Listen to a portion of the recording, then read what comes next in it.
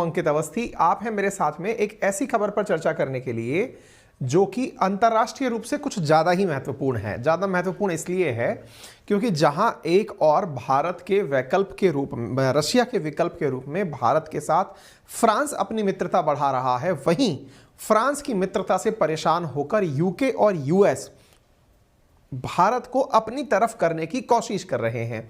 आज के सेशन में हम चर्चा करेंगे, पर सुनाई आपको दे जाए तो।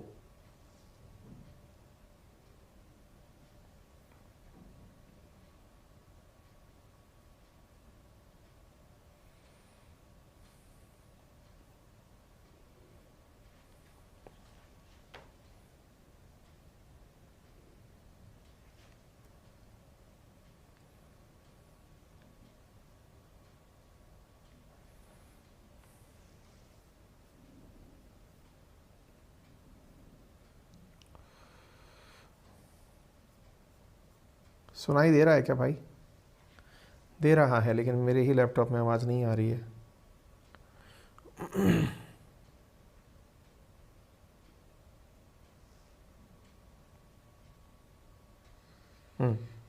चलो ठीक है। तो द पॉइंट इज कि यूके के लिए क्या फ्रांस को साथ छोड़ देगा भारत? तो ये क्या बहुत बड़ी खबर है, इसको मैं समझाता हूं आप लोगों को। लेकिन इससे पहले थोड़ा सा मैं आपको बैकग्राउंड बताना चाहता हूं, और बताना चाहता हूं कि ये ऑकुस गठबंधन क्या है। अगर एक लाइन में कहा जाए तो पूरी दुनिया जो है वो अपने स्वार्थ पर टिकी है, और यहां दुनिया में जो स्वार्थ है ना वो व्यापार का है। और व्यापार में जो सबसे महंगी चीज है इस दुनिया में, आपको लग सकता है कि गोल्ड महंगा है, आपको लग सकता है कि पेट्रोल महंगा है, डीजल महंगा है, लेकिन इस दुनिया में जिसके व्यापार से एक ही बार में सारे संकट टल जाएं उसका नाम हथियार है, वेपन है। और वेपन्स की जब डील्स होती हों तो वो डील्स छोटी मोटी डील्स नहीं होती, वो बिलियंस ऑफ डॉलर की डील होती हैं। और इसी प्रकार की बिलियंस ऑफ डॉलर की डील के कारण एक बार फ्रांस और ऑस्ट्रेलिया वर्ष 2021 में एक दूसरे के बहुत बड़े दुश्मन बन के आमने सामने आ गए थे। थोड़ा सा मैं एक कहानी सुनाता हूं, फिर आपको आज के सेशन तक लेकर आता हूं। साथियों ध्यान से सुनिएगा। कहानी कुछ इस प्रकार से है कि एक बार ऑस्ट्रेलिया ने और फ्रांस के साथ में एक डील करी। डील में था कि ये दोनों देश आपस में मिलकर सबमरीन बनाएंगे। सबमरीन वही जो पानी के नीचे चलती है, पानी के अंदर चलती है और युद्धपोत की तरह काम करती है, बम गोले बरसाती है, दुश्मन को बिना बताए चली जाती है। ऑस्ट्रेलिया और फ्रांस के बीच की यह डील उस समय जिस समय की गई थी 50 बिलियन डॉलर की थी। कितना होता है ये इतना होता है, अगेन मैं तो यही कह करके बताऊंगा आपको कि पाकिस्तान को जितने डॉलर में चीन ने खरीद लिया इतने डॉलर की डील थी। 60 बिलियन डॉलर की कुल मिलाकर के सी पैक परियोजना है, चाइना पाकिस्तान इकोनॉमिक कॉरिडोर, जिसमें पाकिस्तान पूरी तरह चीन के सामने सरेंडर हो गया। आप सोचकर देखिए, इतने बिलियन डॉलर ऑस्ट्रेलिया फ्रांस को देने वाला था। और तो और जिस समय डील हुई थी तब 50 बिलियन डॉलर की थी, बढ़ते बढ़ते ये 90 बिलियन डॉलर में कन्वर्ट होने वाली थी। इसके तहत ऑस्ट्रेलिया को फ्रांस सबमरीन बनाकर देने वाला था। अब आपको समझ में आ रहा होगा कितनी ज्यादा महंगी होती हैं डिफेंस डील। इसी वजह से तो बहुत सारे देश, जैसे आप अगर कई बार देखेंगे तो भारत और अमेरिका का व्यापार का अगर आप विश्लेषण करें तो आप पाएंगे कि व्यापारिक संतुलन में भारत सकारात्मक है, अर्थात भारत को मुनाफा होता है अमेरिका के साथ व्यापार करके। लेकिन फिर भी हम उसके साथ व्यापार करते हैं और अमेरिका भारत को साथ दोस्ती निभाता है। क्यों? क्योंकि बस तुम एक बार हमसे कुछ भी खरीद लो, हम सारा वसूल लेंगे। ऐसे ही हम ऑस्ट्रेलिया इससे, चीन से व्यापार करते हैं, हमें नुकसान होता है व्यापार में, लेकिन हम फिर भी कर रहे होते हैं। क्यों? क्योंकि चीन के साथ हम कोई भी डिफेंस का सामान नहीं खरीदते। पूरी दुनिया जिस स्वार्थ पर टिकी है, हर देश चाहता है कि हम बस इतने बड़े बन जाएं कि लोग हमसे वेपन खरीदने लग जाएं। और इस वेपन के मार्केट में जिन देशों ने अपना परचम लहरा रखा है उसमें एक और जहां खड़ा हुआ है अमेरिका, दूसरी ओर खड़ा है रशिया, लेकिन तीसरा देश जो दुनिया के अंदर अपना परचम लहराता है और भारत के लिए और दुनिया के लिए मायने रखता है, उसका नाम फ्रांस है। फ्रांस दुनिया को अपनी अत्याधुनिक वेपन टेक्नोलॉजी बेचकर बहुत पैसे कमाता है। भारत को अगर रूस के बाद किसी देश पर सबसे ज्यादा ट्रस्ट है तो वो फ्रांस है, जिसके द्वारा ही भारत ने प्रोजेक्ट 72, जिसके चलते 5 सबमरीन अब तक हमारी सेना को मिल चुकी हैं और आने वाले समय पर 2024 तक आखिरी सबमरीन भी मिल जाएगी। भारत और फ्रांस ने हाल ही में राफेल का सौदा किया है, यानी भारत और फ्रांस एक दूसरे के बहुत बड़े सहयोगी हैं। जिस प्रकार से भारत को टेंशन के टाइम्स पर रूस ने साथ दिया है, वैसे ही भारत का साथ फ्रांस ने उस समय दिया जिस समय परमाणु परीक्षण करके भारत न्यूक्लियर स्टेट बना। तब फ्रांस ही अकेला ऐसा देश था जिसने भारत का समर्थन किया था। दैट मीन्स रशिया के बाद अगर कोई रशिया जैसा देश है, यानी कि अनदर रशिया अगर किसी कंट्री को कहा जा सकता है, तो दैट इज फ्रांस। यही फ्रांस जब ऑस्ट्रेलिया से एक सबमरीन की डील करके एकदम संतुष्ट था कि हाँ अब हमको ऑस्ट्रेलिया को सबमरीन सौंपनी है, इसी बीच में हथियारों के सौदागर, और वो सौदागर कौन, यूएस और यूके को ये समझ में आया कि अगर ऑस्ट्रेलिया $90 बिलियन फ्रांस को दे दिया तो हमारा मन कैसे बनेगा। तो इन दोनों लोगों ने, यानी यूके और अमेरिका ने मिलकर के ये निर्णय लिया कि ऑस्ट्रेलिया को एक नई डील देते हैं जिसमें उसको बहुत सारा लालच दिया जाए। लालच क्या दिया गया? ऑस्ट्रेलिया से पूछा गया कि तुम्हें फ्रांस दे क्या रहा है? तुम्हें फ्रांस दे रहा है सबमरीन जो कि बिजली से और डीजल से चलने वाली होगी। हम तुम्हें ऐसी सबमरीन देंगे जो न्यूक्लियर फ्यूल से चलेगी। न्यूक्लियर फ्यूल से सबमरीन चलेगी का क्या मतलब है? इसका मतलब है कि एक ऐसी सबमरीन जिसको जब पानी में चलाया जाए तो न्यूक्लियर रिएक्टर से बिजली पैदा की जाए। यहां पर मैं आपको थोड़ा बेसिक जानकारी देना चाहूंगा। सबमरीन 2 प्रकार की होती हैं सामान्यतया, मतलब होने को तो और भी कई टाइप संभव हो सकते हैं। 2 प्रकार की मार्केट में इन दिनों प्रचलित हैं, एक डीजल से चलने वाली, डीजल और इलेक्ट्रिक, और दूसरी होती है न्यूक्लियर पावर्ड। डीजल इलेक्ट्रिक के अंदर क्या होता है, यहां पर डीजल से और इलेक्ट्रिसिटी से दोनों का यूज करके सबमरीन को चलाया जाता है। मतलब सामान्यतया जब ट्रांजिट कर रही है सबमरीन तब वो डीजल से चल रही है, लेकिन दुश्मन के क्षेत्र में जब खड़ी है तो बैटरी से ऑपरेट हो रही है ताकि दुश्मन को पता ना चल जाए कि सबमरीन आ गई। सबमरीन की खासियत क्या है? दुश्मन को ना पता चले तभी तो सबमरीन है। अगर उसकी आवाज पता चल गई दुश्मन को तो वो वेस्टेज हो जाएगा। वहीं न्यूक्लियर पावर्ड के साथ क्या फायदा होता है? न्यूक्लियर रिएक्टर से जो बिजली उत्पन्न हुई, डीजल की तरह उसमें आवाज नहीं आती। आवाज नहीं आती तो आपकी सबमरीन बहुत खुफिया तरीके से लंबे समय तक समुद्र में पड़ी रह सकती है। लेकिन डीजल वाली में क्या होता है कि समय समय आपको डीजल भराने के लिए ऊपर आना पड़ता है। इस मामले में न्यूक्लियर पावर्ड सबमरीन्स को दुनिया में सबसे सक्सेसफुल सबमरीन माना जाता है। दुनिया में लगभग 40 देश हैं जो सबमरीन यूज करते हैं, जिनमें भारत भी एक है। अमेरिका के पास कुल 68 के आसपास सबमरीन है और वो सारी की सारी न्यूक्लियर पावर्ड सबमरीन है। वहीं भारत के पास 16 के आसपास सबमरीन है, जिनमें से एक ही सबमरीन न्यूक्लियर पावर्ड है। ऑस्ट्रेलिया के पास एक भी न्यूक्लियर पावर्ड सबमरीन नहीं थी। ऐसी स्थिति में अमेरिका ने ऑस्ट्रेलिया को यूके की मदद से एक मैसेज दिया, और वो मैसेज था कि आप फ्रांस की डील को रास्ते में पटक दो, हमारे साथ कनेक्ट हो जाओ, हम आपको एक बेहतरीन डील देंगे। और वो बेहतरीन डील क्या थी साथियों? डील ये थी कि आपको डीजल इलेक्ट्रिक सबमरीन के स्थान पर हम न्यूक्लियर पावर्ड सबमरीन उपलब्ध कराएंगे। और इसी न्यूक्लियर पावर्ड सबमरीन का नाम बनकर आया साथियों, इस गठबंधन का नाम बनकर आया ऑकुस। यहां ऑकुस को अगर आप पढ़ें तो AU स्टैंड्स फॉर ऑस्ट्रेलिया, यहां पर A stands for Australia, UK stands for UK और US स्टैंड फॉर अमेरिका। ठीक है, तो ऑकुस गठबंधन और कुछ नहीं, 3 देशों का संगठन है जिनका उद्देश्य न्यूक्लियर पावर्ड सबमरीन बनाकर ऑस्ट्रेलिया को सौंपना है। फिलहाल खबर क्या है? फिलहाल खबर यह है कि यूके चाहता है कि इस ऑकुस का विस्तार कर दिया जाए और विस्तार करके उसमें जापान और इंडिया को शामिल कर लिया जाए। यानी यहां पर J और I और जोड़ दिया जाए तो इसका नाम जायरकुस हो जाए। यानी एक प्रकार से ऑकुस के साथ में इंडिया और जापान जोड़ करके 5 देशों का संगठन बन जाए। अगर इस 5 देश की कल्पना आप दिमाग में करें और थोड़ा गहराई से सोचें तो आपको 5 देशों में, ये 3 तो आपको यूके, यूएस और ऑस्ट्रेलिया समझ में आ ही रहे हैं, 2 देश जापान और इंडिया के मिलते ही अचानक दिमाग क्लिक करेगा और वो ये है कि यार ये तो क्वाड के अंदर वाले देश आ गए। जी हां, क्वाड जो 4 देशों का समूह है जिसमें शामिल है अमेरिका, ऑस्ट्रेलिया, इंडिया और जापान। ये 4 देशों का जो क्वाड है उसमें ऑस्ट्रेलिया, जापान, इंडिया और यूएस के साथ असल में यूके घुसना चाहता है, आपको ऐसा समझ में आने लगेगा। यानी ऑकुस अगर जापान और इंडिया से मिल जाए तो एक तरह से क्वाड का एक्सपेंशन हो गया, क्वाड के अंदर यूके की एंट्री हो गई, आप यूं समझ लीजिए। यानी कि ये थोड़ा सा रिवर्स सम है आपको अगर ये समझ में आ रहा हो। लेकिन एक बड़ा सवाल यहां बनता है, यदि यह गठबंधन सबमरीन निर्माण के लिए है तो इन लोगों की असल मंशा तो इंडिया और जापान को सबमरीन बेचना होगा। क्या इंडिया यूके यूएस से सबमरीन लेना भी चाहता है या फिर इंडिया फ्रांस के साथ ही रहना चाहता है? फ्रांस के साथ क्यों? क्योंकि असल मायने में इन लोगों को जो कंपटीशन है वो तो फ्रांस से है। यह वो गठबंधन है जो कि फ्रांस के खिलाफ बना है। मैं आपको याद दिला दूं, पूरी दुनिया में कहते हैं ना, इस दुनिया में बाप बड़ा ना भैया, सबसे बड़ा रुपया। कारण क्या है कि जहां एक और फ्रांस जैसा देश इनके साथ में नाटो का मेंबर है, यूरोपियन यूनियन का मेंबर है, हर मोर्चे पर, इवन विश्व युद्ध प्रथम और सेकंड में एक साथ लड़ाई लड़ा है, उसके बावजूद जहां स्वार्थ की बात आई इन लोगों ने अपना गठबंधन बना लिया। और आज भी इस गठबंधन के विस्तार की बातें क्यों हैं? तो उसके पीछे का बहुत बड़ा कारण है क्योंकि जापान एक तरफ फ्रांस के साथ मित्रता बढ़ा रहा है कि वो उसके साथ में वेपन्स खरीदेगा, वहीं दूसरी और इंडिया का तो लंबा इतिहास फ्रांस के साथ रहा है, तो इन्हें लगता है कि ये फ्रांस से दोस्ती करके अपने वेपन्स ना बढ़ा लें, इसलिए यह वैकल्पिक व्यवस्था उपलब्ध कराना चाहते हैं।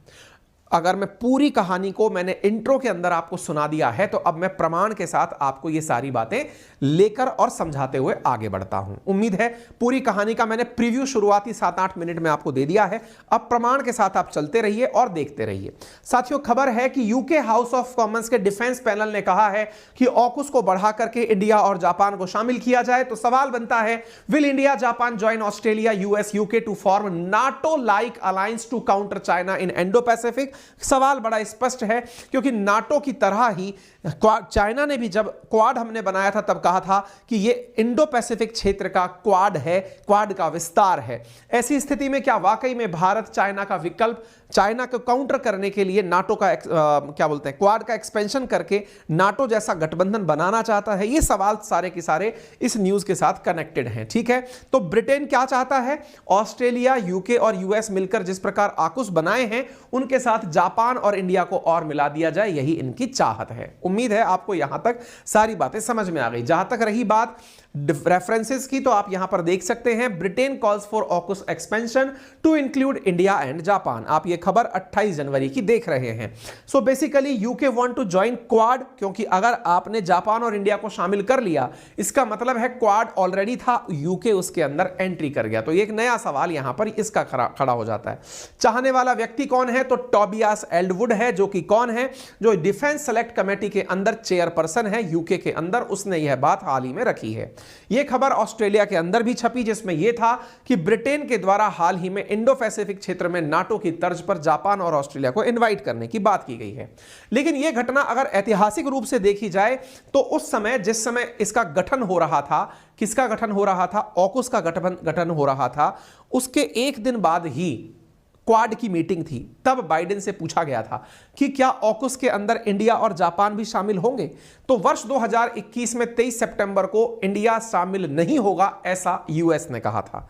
लेकिन क्या हुआ कि 2 सालों के भीतर भीतर इन्होंने अपनी, विशेष रूप से 1.5 साल के अंदर ही इन्होंने अपनी रणनीति बदल ली। इसके पीछे की कहानी भी आपको समझ में आ जाएगी, क्योंकि वर्ष 2021 तक तो अमेरिका ने खुद हंसकर इस बात को यूं टाल दिया था कि क्या ऑकुस में जापान को शामिल करके इसे जॉकुस बनाओगे या फिर जायर कुश बनाओगे, क्योंकि इंडिया को इसमें शामिल करना चाहते हो। हालांकि स्थितियां बदल गई हैं। स्थितियां इसलिए बदल गई हैं क्योंकि अमेरिका और यूके मिलकर व्यापारिक क्षेत्र में जापान और इंडिया जैसी उभरती हुई अर्थव्यवस्था से डिफेंस डील करने का मौका नहीं छोड़ना चाहते हैं। आपको मालूम होना चाहिए कि ऑकुस भले ही एक ट्राइलेटरल गठबंधन हो, लेकिन इनकी अपेक्षा है कि यह पैसा ज्यादा से ज्यादा कमाएं, केवल ऑस्ट्रेलिया के साथ ही अपना पैक्ट ना करें बल्कि आगे भी अपने पैक्ट को लेकर जाएं। तो ऑकुस पैक्ट क्या है? एक defence and security partnership pact है ऑस्ट्रेलिया, यूके और यूएस के बीच में, जिसमें न्यूक्लियर सबमरीन इंडो पैसिफिक क्षेत्र के लिए ऑस्ट्रेलिया को दिए जाने की बात हुई, जिसमें $90 बिलियन का कॉन्ट्रैक्ट ऑस्ट्रेलिया ने यूके यूएस को दिया। यह वही कॉन्ट्रैक्ट है जो कि पहले फ्रांस को दिया गया था $50 बिलियन में, लेकिन ऑस्ट्रेलिया ने ज्यादा पैसे खर्च करके यूके यूएस के साथ $90 बिलियन का व्यापार किया। हालांकि इस बात से फ्रांस बहुत नाराज हुआ था और उसने कहा था कि भैया देखो, बात ऐसी है कि अगर आप लोग इस तरह की घटना करोगे कि आपको न्यूक्लियर पावर्ड सबमरीन चाहिए। इस बीच में मैं एक जानकारी और दे दूं, दुनिया के भर के अंदर इतनी सारी जो देश हैं उनके पास में लगभग 42 देशों के पास 485 पनडुब्बियां हैं। इंडिया के पास में जो पनडुब्बियां हैं उनकी संख्या 16 है। ये जो बातें मैंने आपको कंपैरिजन वाली बताई थी, कौन सी डीजल संचालित क्या होती है, न्यूक्लियर संचालित क्या होती है, पनडुब्बी क्या होती है, ये सब बातें मैं लिखित में आपको सेशन के अंत में मेरे टेलीग्राम चैनल अंकित अवस्थी सर जो कि वेरीफाइड है, और GK by Ankit Awasthi sir वो भी वेरीफाइड है, वहां पर मैं उपलब्ध करा दूंगा पूरा की पूरा कंटेंट, ठीक है। लेकिन आपको बता दूं कि जब ऑस्ट्रेलिया के साथ में यूके यूएस ने डील की थी तो इस बात से फ्रांस बहुत भड़क गया था, और फ्रांस ने भड़कते हुए उसी समय पर अपने एम्बेसडर को वहां से वापस बुला लिया था ऑस्ट्रेलिया से, और कहा था कि यह मेरे खिलाफ की गई एक कॉन्स्पिरेसी है, एक एजेंडा है। और इस बात से नाराज होते हुए फ्रांस ने अपने एम्बेसडर को बुला लिया और ऑस्ट्रेलिया के ऊपर पेनल्टी लगा दी। ऑस्ट्रेलिया के ऊपर पेनल्टी लगाई कि तुमने मेरे साथ में धोखा किया है और उस कारण से तुम्हारे साथ जो मेरा कॉन्ट्रैक्ट था उस कॉन्ट्रैक्ट में हुए घाटे को तुम्हें चुकाना पड़ेगा। इस कारण से ऑस्ट्रेलिया ने वर्ष 2022 के अंदर फ्रांस को $830 मिलियन केवल इस बात के चुकाए कि हमने आपके साथ बिट्रेयल किया, हमने आपके साथ धोखा किया। ऑस्ट्रेलिया से फ्रांस पैसे ले चुका है। अब बारी आती है कि क्या कारण है कि जापान को अमेरिका अपने साथ खींचने में लगा हुआ है। तो इसके पीछे का बड़ा कारण है, हमने हाल ही में एक सेशन किया था जिसमें यह बताया था कि अमेरिका से जापान का विश्वास उठ रहा है, क्योंकि जापान असल में अपने आप को अगले 5 साल में शक्तिशाली न्यूक्लियर लेवल पर बनाना चाहता है, वेपन्स के साथ पर बनाना चाहता है। इसके पीछे का बड़ा कारण क्या है? क्योंकि जापान को आए दिन नॉर्थ अमेरिका से थ्रेट मिलती रहती है। नॉर्थ अमेरिका से सुरक्षा, अमेरिका बोल दिया, नॉर्थ कोरिया से सुरक्षा, नॉर्थ कोरिया से थ्रेट मिलती रहती है। नॉर्थ कोरिया से थ्रेट की सुरक्षा अमेरिका ने जापान को दे रखी है, लेकिन आजकल नॉर्थ कोरिया अमेरिका से भी नहीं डरता है। ऐसी स्थिति में जापान चाहता है कि मैं खुद की सुरक्षा खुद करूं, और इसी वजह से जापान ने हाल ही में अपने यहां पर डिफेंस के सेक्टर में खूब सारी एक्सपेंडिचर करने की योजना बनाई है। और जापान ने 2023 के अंदर $862 बिलियन का बजट डिफेंस के लिए अलोकेट किया है। मजाक नहीं है, $862 बिलियन।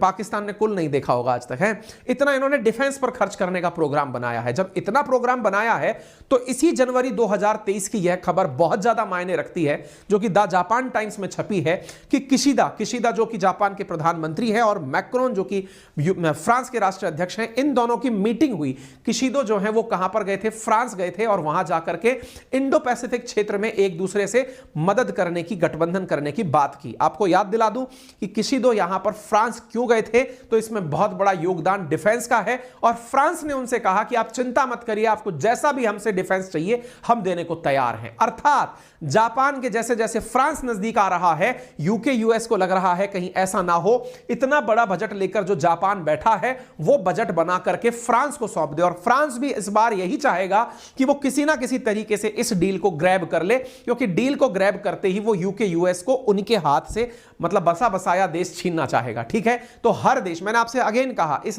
दुनिया के अंदर कोई जियो पॉलिटिक्स नहीं है, केवल पैसे की पॉलिटिक्स है, और पैसा सबसे ज्यादा वेपन्स में है। इसलिए वेपन्स जो देश बेच सकता है वो दूसरे देश को लड़ाने। आपको क्या लगता है कि बहुत से देश आपस में जब युद्ध करते हैं तो उन युद्ध करने वालों में भी बहुत सारे लोगों के इंटरेस्ट छुपे होते हैं?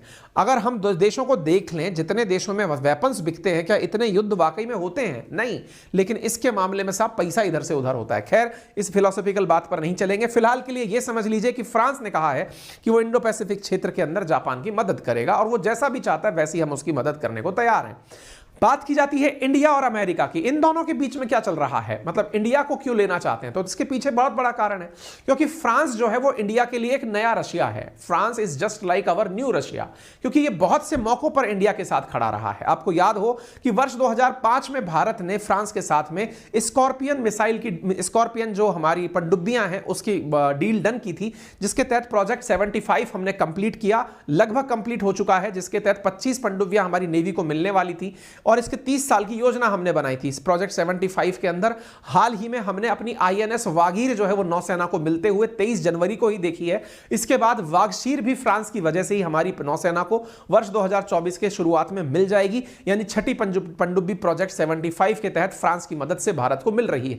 तो अमेरिका सोचता है कि फ्रांस और इंडिया ऑलरेडी बहुत करीब हैं, हाल ही में राफेल जैसा सौदा इन्होंने तत्काल प्रभाव से कर लिया, तो भविष्य में कहीं ऐसा ना हो कि इंडिया अपनी डिफेंस जरूरतों की पूर्ति के लिए रशिया रशिया के विकल्प के रूप में फ्रांस को तलाश ले, क्योंकि अमेरिका को भारत अपना पूरी तरह ट्रस्टवर्दी दोस्त नहीं समझता है। ऐसी स्थिति में भारत और फ्रांस ने एक दूसरे को हाल ही में इसी जनवरी में, जहां 10 जनवरी को जापान ने फ्रांस के साथ में दोस्ती का अपना हाथ बढ़ाया, वहीं भारत और फ्रांस भी एक दूसरे को कह चुके हैं कि हम सबमरीन डिजाइन्स को और फाइटर जेट्स को तैयार करने के लिए एक दूसरे के साथ मैन्युफैक्चरिंग के लिए तैयार हैं। अर्थात भारत के अंदर मेक इन इंडिया प्रोजेक्ट के तहत फ्रांस भी भारत के साथ मिलकर के सबमरीन और फाइटर जेट्स इंडिया में बनाने को तैयार है। ऐसी जानकारी हाल ही में निकलकर इसी साल की शुरुआत में आई है। इस वजह से ऐसा लगता है क्योंकि फ्रेंच एनवॉय ने भारत में कहा कि वो भारत के साथ में नेशनल मतलब डिफेंस इंडस्ट्रीज को इंडिया में बनाने के लिए तैयार है और वो भारत के अंदर ही निवेश करने को तैयार है। तो अब ऐसी स्थिति में जब फ्रांस हमारे साथ तैयार हो गया है, रशिया का विकल्प बनकर के वो हमारे साथ काम कर सकता है, तो निश्चित ही अमेरिका को इससे बड़ी दिक्कत होगी। आपको याद होगा जब युद्ध शुरू हुआ था यूक्रेन रशिया के बीच में, तब यूके हमसे बड़ा नाराज था, लेकिन बोरिस जॉनसन इंडिया आए और व्यापार के नाम पर हमसे कहकर गए कि हम आपके साथ फाइटर जेट्स बनाना चाहते हैं, क्योंकि सबसे बड़ा रुपया, ये सब लोग स्वार्थी हैं, इनको यूक्रेन रशिया में कुछ नहीं दिखाई दे रहा है। यूक्रेन इनके लिए डेमो एरिया है जहां पर ये अपने वेपन्स का डेमो देते हैं, दुनिया से ऑर्डर लेते हैं। हाल ही में रशिया अमेरिका की तरफ से एक वो आई हुई है, मतलब मैडम जी हैं, वो दुनिया घूम रही हैं, इन दिनों इंडिया भी आएंगी, वो भी ये कहती फिर रही हैं कि देख लो रशियन वेपन्स का क्या हाल हुआ युद्ध के अंदर। असल में आप लोग सब जगह जाकर डेमो देते हो कि हमारे वेपन्स बढ़िया हैं, यही खरीदे जाए ताकि दुनिया भर से पैसा कमा लिया जाए। इसी तरह से आप देख सकते हैं कि यूके जो है वो बोरिस जॉनसन के साथ में,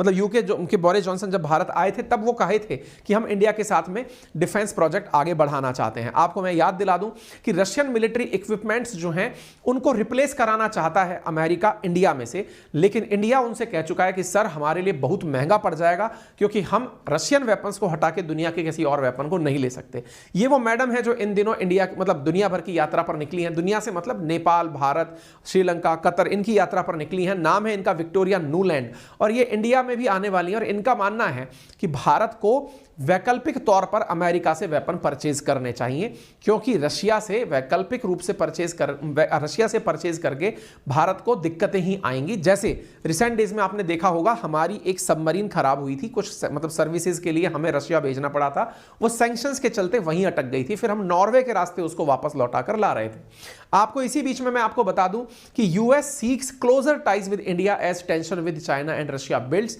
यानी कि यूएस चाहता है कि इंडिया के नजदीक हम पहुंच जाएं, क्योंकि चाइना और रशिया एक दूसरे के नजदीक आ रहे हैं। ऐसी स्थिति में यूएस चाहता है कि भारत को अपनी तरफ मोड़ लिया जाए और इससे बहुत सारे डील्स ऐसे कर ली जाए जिनमें डिफेंस डील सबसे ऊपर हो। इसी वजह से हम कहते हैं, इंडिया कहता है कि हम रशिया का विकल्प किसी को बना लें, लेकिन मुसीबत यह है कि हमारे पास में आप लोगों को देने के लिए पैसा भी होना चाहिए, क्योंकि हमारे पास जितना रशियन सिस्टम ऑलरेडी है उसको रिप्लेस करके दूसरे देश के सिस्टम को लाने में बहुत बड़ा इंफ्रास्ट्रक्चरल चेंज चाहिए। इनडायरेक्टली भारत इन देशों को मना ही करता रहता है। तो आने वाले समय में देखना होगा, जब भारत 2023 के अंदर फिर से सबमरीन्स के ऑर्डर देगा तो वो किसे मिलेंगे। वहीं एक और यूके से हिंट और यूएस से हिंट आ तो चुका है कि वो ऑकुस का गठबंधन आगे बढ़ाकर भारत को संभव है कि वो न्यूक्लियर सबमरीन देने के लालच में दें कि भैया आ जाओ और तुम भी न्यूक्लियर सबमरीन ले लो।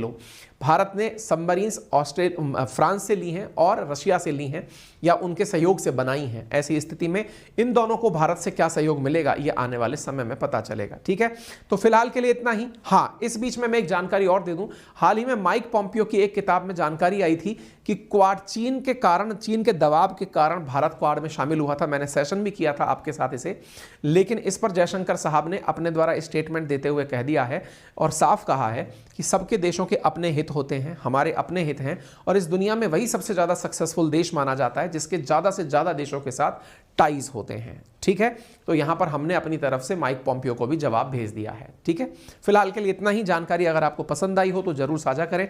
चैनल पर नए हैं तो सब्सक्राइब करें। मेरा रेफरल कोड है अंकित10, जिसका यूज करके आप 31 तक यानी कि कल रात मध्य रात्रि तक 20% डिस्काउंट प्राप्त कर सकते हैं यूपीएससी के सब्सक्रिप्शंस पर। वो सब्सक्रिप्शन जिसके अंदर बहुत सारे एडुकेटर आपको एक ही सब्सक्रिप्शन में पढ़ाते हुए यूपीएससी की तैयारी कराते हुए मिलेंगे। बहुत सारे आंसर राइटिंग प्रैक्टिस के सेशंस होंगे, लाइव मेंटरशिप होगा, प्रिंटेड कॉम्प्रिहेंसिव मटेरियल आपको उपलब्ध कराया जाएगा। यहां पर आप लोगों के लिए 18 महीने का सब्सक्रिप्शन 64,000 रुपए में दिया जा रहा है। नया बैच 27 तारीख को शुरू हुआ है, आप इसे ज्वाइन कर सकते हैं। और सबसे इंटरेस्टिंग बात यह है कि कोर्स लेने के लिए आपको लोन फैसिलिटी यानी कि इंटरेस्ट के बिना ब्याज के बिना लोन लेने की फैसिलिटी अनअकैडमी उपलब्ध कराता है। अधिक जानकारी के लिए आप हमारी टेक्निकल टीम को 7878158882 पर कॉल कर सकते हैं। अपना ख्याल रखें। धन्यवाद।